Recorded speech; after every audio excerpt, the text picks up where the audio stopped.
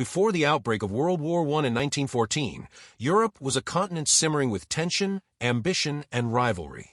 To begin with, the major powers were entangled in a complex alliance system, the Triple Alliance, comprising Germany, Austria-Hungary, and Italy, and the Triple Entente, which included Britain, France, and Russia. Although these alliances were formed for mutual protection, they ultimately created a dangerous domino effect, whereby a conflict between two nations could quickly escalate into a full-scale war.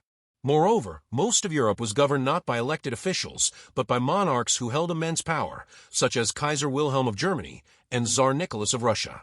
In particular, empires like Austria-Hungary and the Ottoman Empire were struggling to maintain control over the diverse ethnic groups within their borders. This internal tension added instability to already fragile regions. At the same time, militarism was on the rise.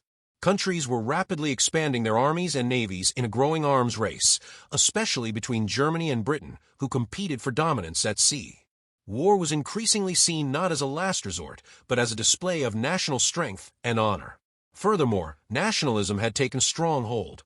While it unified some countries, it also caused deep divisions, particularly among ethnic groups within multinational empires who were demanding independence. Nowhere were these tensions more explosive than in the Balkans, often referred to as the powder keg of Europe, where the rivalry between Austria-Hungary and Serbia threatened to ignite into something larger.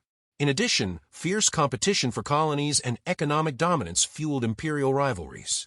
Germany, a rising industrial power, felt increasingly resentful and left behind by Britain and France, who had built vast colonial empires.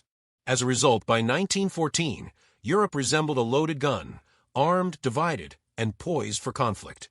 Ultimately, it took just one spark, the assassination of Archduke Franz Ferdinand in Sarajevo, for that gun to fire, plunging the world into war.